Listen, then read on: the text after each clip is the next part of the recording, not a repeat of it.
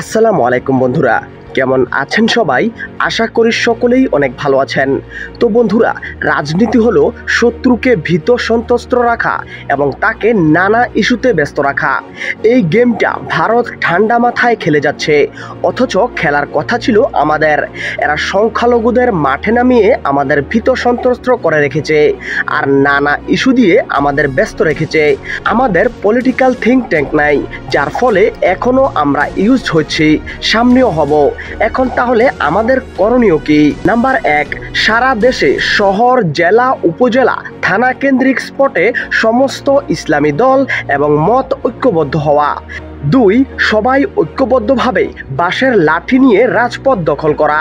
3, ষড়যন্ত্রকারীদের ভীত সন্ত্রস্ত ও ব্যস্ত রাখতে লিগ্যাল দাবি উত্থাপন করে রাজপথ কাঁপানো, যেমন লীগ নিষিদ্ধ করার দাবি, খুন হত্যার সাথে জড়িত সবাইকে গ্রেফতারের দাবি। 4, গণসরকার গঠন করা, মানে জনতার মাধ্যমে আমরা সিদ্ধান্ত দিব, এই সিদ্ধান্ত মানতে উপদেষ্টাদের বাধ্য করব। যেমন দাবিগুলো আসবে: প্রশাসন সংস্কার করা, শিক্ষা ব্যবস্থা সংস্কার করা, সচিবালয় সংস্কার করা, ইত্যাদি ইত্যাদি।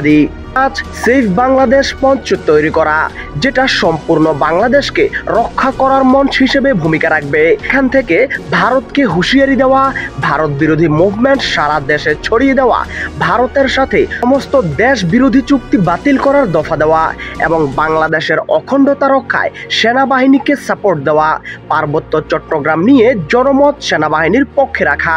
6, দেশ রক্ষার জন্য নতুন আলাদা বাহিনী তৈরি করার দাবি উত্থাপন করা, যে বাহিনীর সমস্ত প্রশাসন তদারকি করবে, পুলিশ হতে সব বাহিনীর দুর্নীতি, বিচার বহির্ভূত কর্মকাণ্ডের অভিযোগ নিয়ে তদন্ত করবে, তাদের জবাবদিহি নিবে। আর এই বাহিনী ধর্মভীরু শিক্ষিত দিয়ে করতে হবে। 7, ফ্যাসিস্ট দমন কমিশন গঠন করা, তার মাধ্যমে 16 বছরের সমস্ত খুনি, অপরাধী, দুর্নীতিবাজদের তালিকা করা, তাদের নামে মামলা করা, তাদের নাম, পরিচয়, ব্যানার, ফেস্টুন দিয়ে অলিতে গলিতে টাঙিয়ে দেওয়া, যার ফলে এরা ষড়যন্ত্র করবে তো দূরের কথা, উল্টু এরা ভীত সন্ত্রস্ত হয়ে যেত, মাইনাস হয়ে যেত। নাম্বার 8, মানবাধিকার মঞ্চ গঠন করা, এর মাধ্যমে আইন শৃঙ্খলা বাহিনী যারা ভারতের এজেন্ট হয়ে ক্রসফায়ার গুম করেছে তাদের চিহ্নিত করে দেওয়া, 13 সালের হেফাজত হত্যার ইস্যু সামনে আনা। এই মানবাধিকার মঞ্চ হবে সবচেয়ে কার্যকরী।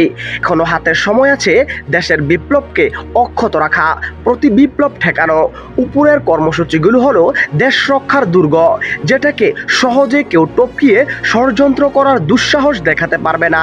আবারও বলি, দেশ বাঁচাতে হলে রাজপথ দখল করতেই হবে। সেটা অগোছালো না, নির্দিষ্ট এজেন্ডা দিয়েই রাজপথে থাকতে হবে। আশা করি বুঝতে পেরেছেন।